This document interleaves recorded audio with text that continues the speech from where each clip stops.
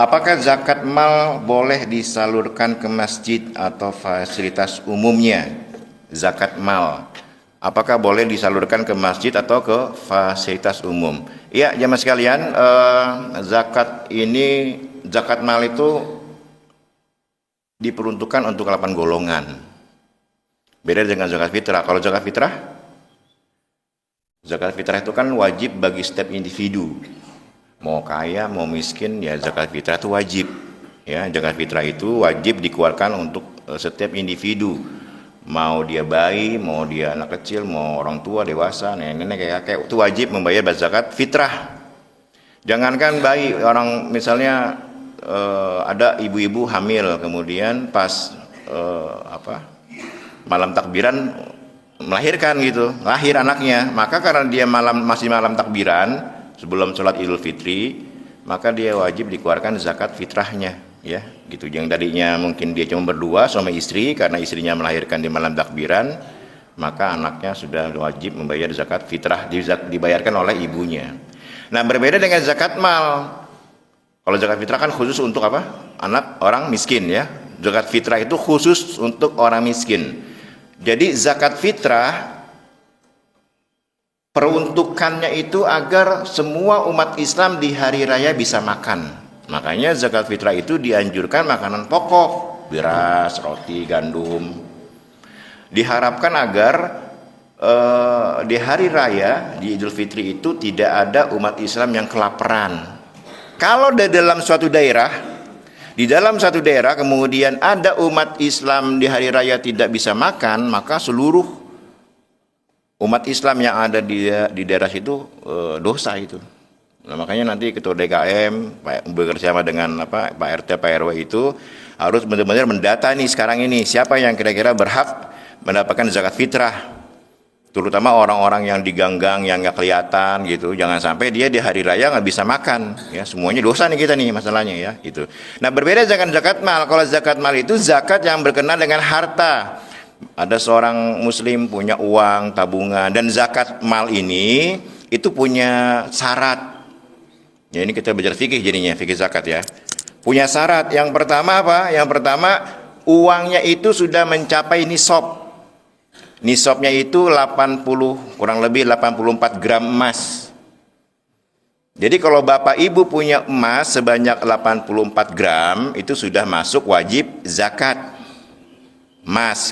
Kalau dikonversi ke rupiah, ya emasnya sekarang berapa harganya? Kalau emas sekarang ini harganya per gramnya itu 1 juta, berarti Bapak Ibu punya uang sebanyak 84 juta. Maka kalau sudah punya uang 84 juta, sudah wajib mengeluarkan zakat mal.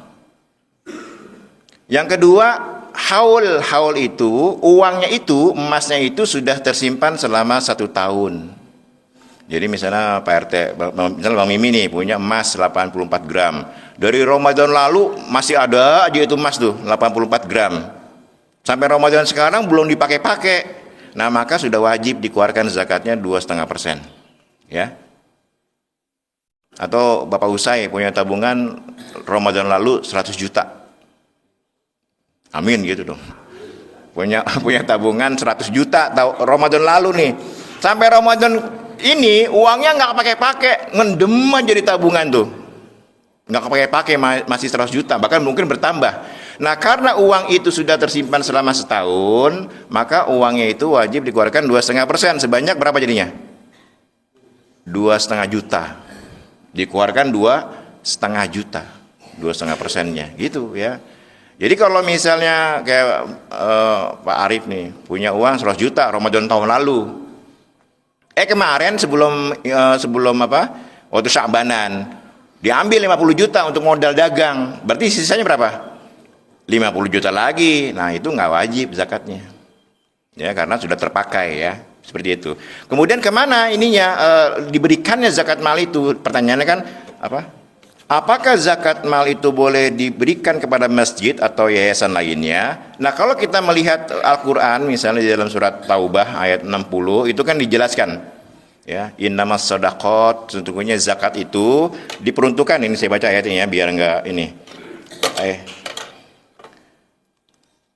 Dalam surat Taubah ayat 60, Allah Subhanahu wa taala berfirman, "Innamas shadaqatu lil fuqara." Sesungguhnya sedekah, zakat maksudnya, itu untuk lil fuqara wal masakin, untuk orang-orang fuqara, fakir dan miskin.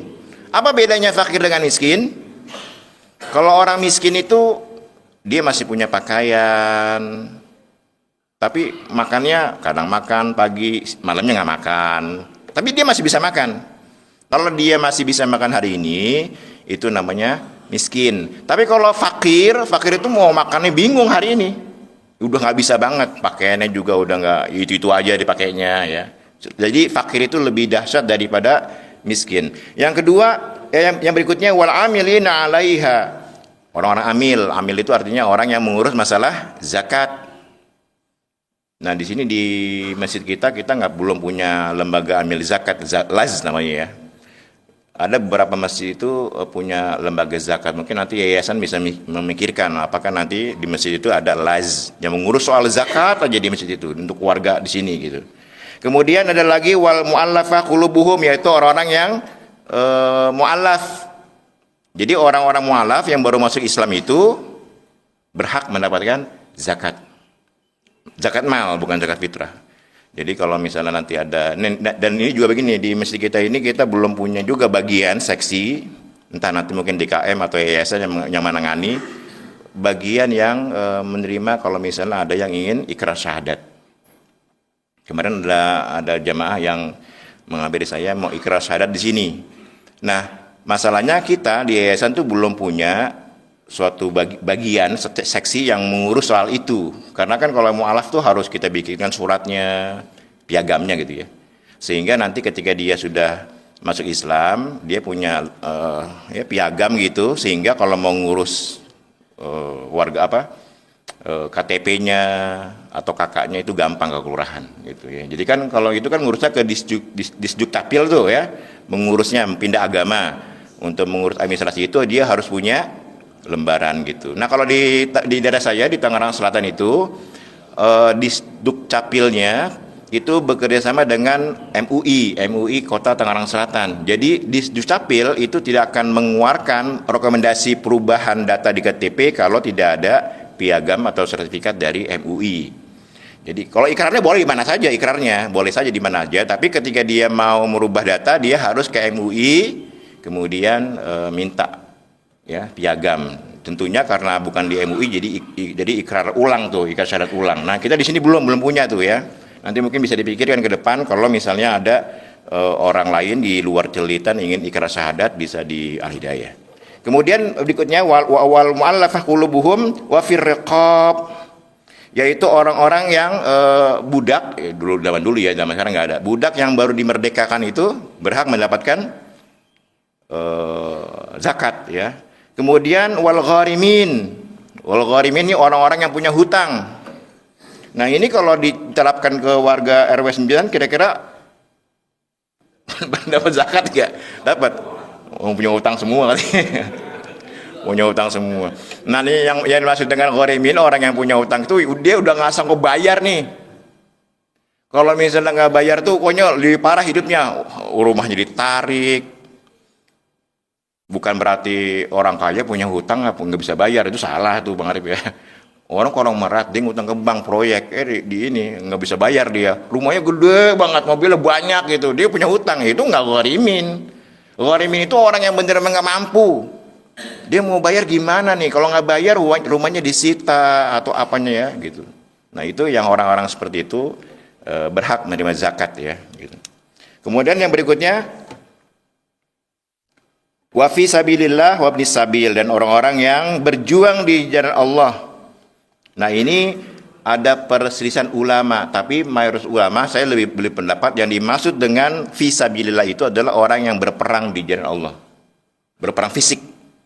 Zaman dulu ya, kalau zaman sekarang mungkin orang-orang yang di Palestina, orang Islam yang di Palestina itu ya, makanya mungkin ada beberapa lembaga yang memberangkatkan, misalnya ada orang saya mau berjuang di Palestina gitu misalnya. Dianggapnya, maka dia untuk ongkos ke sana itu diambil dari uang zakat ya.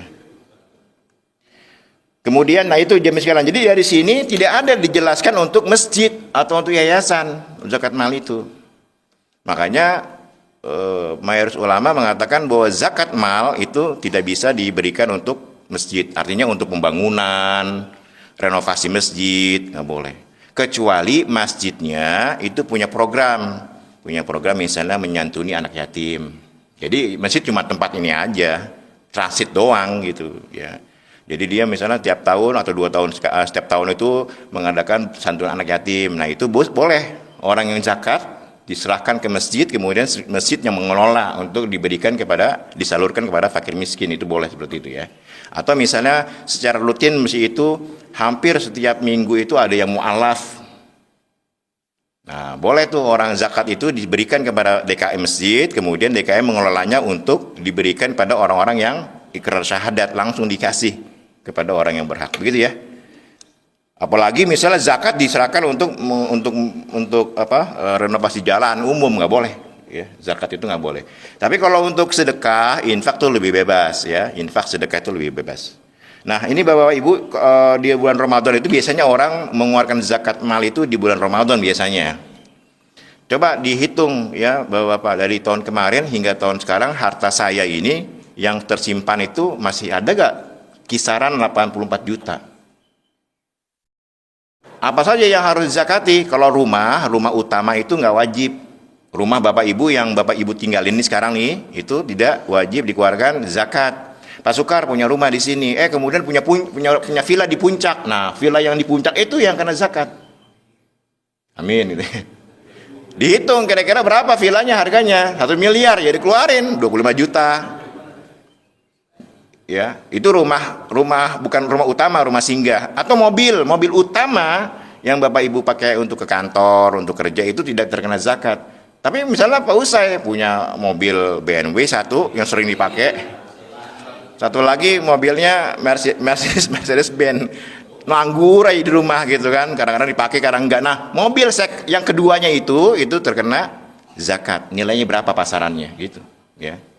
Jadi sebenarnya zakat itu adalah uang yang benar-benar terpendam, uang yang benar-benar tidak terpakai. Makanya ada sebagian orang yang dalam tanda petik agak licik gitu ya, agak licik nih. Misalnya Ustaz Firman nih, Ustaz Firman tahun sekarang, Ramadan sekarang punya uang 100 juta misalnya. Nanti Idul Fitri belum kepake, terus ya, Dzulqa'dah, Dzulhijjah, Muharram, Safar, terus di bulan Rajab 2 bulan lagi nih kan, mau Ramadan. Di bulan Rajab dipakai, diambil 30 juta untuk usaha. Berarti uang tabungannya tinggal berapa? Tinggal 70 juta. Pas Ramadan, ketemu Ramadan, uangnya tinggal 70 juta. Maka uang yang 70 juta tidak wajib dikeluarkan zakatnya. Jadi dalam petik agak culas gitu. Wah, daripada saya zakat 2,5%, udahlah saya ambil aja 30 juta untuk usaha gitu. Gitu ya. Ya, ini dari segi syariat tidak menyalahi, ya. Tapi tergantung niatnya. Kalau niatnya terhindar dari zakat, jadinya jadi menyalahi juga tuh ya, hati nurani gitu ya.